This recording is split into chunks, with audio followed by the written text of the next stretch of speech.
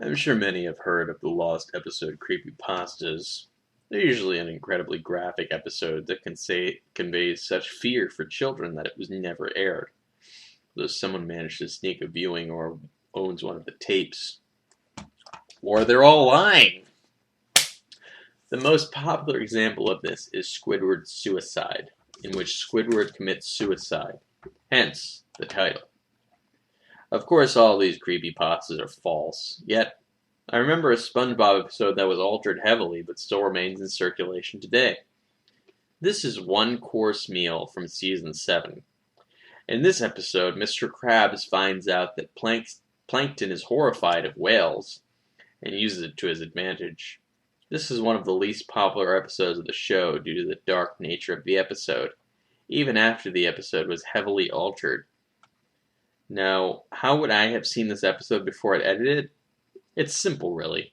This is one of the 7 SpongeBob episodes that was revealed on the internet before it aired on TV.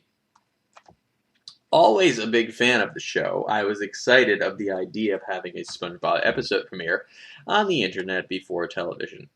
I rapidly reloaded the Nick page and finally the episode came up. It was known as Plankton Got Served, though it was eventually changed. Most of the episode is identical to the one that is circulated today. Plankton manages to break into the Krusty Krab and ties up Mr. Krabs and SpongeBob. As he is about to finally get the secret formula from SpongeBob, Mr. Krabs' daughter Pearl walks in. This terrifies Plankton and causes him to run out. Plankton later claims his ancestors were eaten by whales, and that is why he fears them so. Mr. Krabs realizes that this fear that Plankton has and decides to use it against them. He dresses up as his daughter and begins to follow Plankton around, frightening him. Plankton decides he can no longer take it and decides to make the ultimate decision. Plankton decides to commit suicide. Yes, this is still in the show today. You are free to watch it. Plankton waits for a bus as he lies in the street, waiting to get run over. That is when SpongeBob comes over and tries to convince him to continue his existence. This is where the alteration in the 2 versions begins. Plankton fails to heed SpongeBob's words and remains there. In the altered version that was shown, SpongeBob tells Plankton that it was Mr. Krabs as Pearl the entire time. And he gets up. Wait, why does a lobster have a whale for a daughter? In another altered version, SpongeBob says the same things, but Plankton refuses to believe him. SpongeBob decides that the only thing he can do to show him the truth is to drag Mr. Krabs outside. Soon after he leaves, the typical red bus comes speeding along. Plankton sits up and watches it hit him as everything fades to darkness. Plankton, resigned to his fate, jumps and plunges into the darkness. This is when the episode ends and the traditional credits for the show are shown, parallel to Plankton's descent into darkness. Now, some of you may say you saw the show as soon as it came available online. Apparently not fast enough. After seeing the episode online, I reloaded the page to find the altered version shown on the website. I kept reloading, curious of how I had seen the first version. The only answer I can imagine for my viewing of the original episode was that the creators uploaded the wrong file, and moments after uploading it recognized such.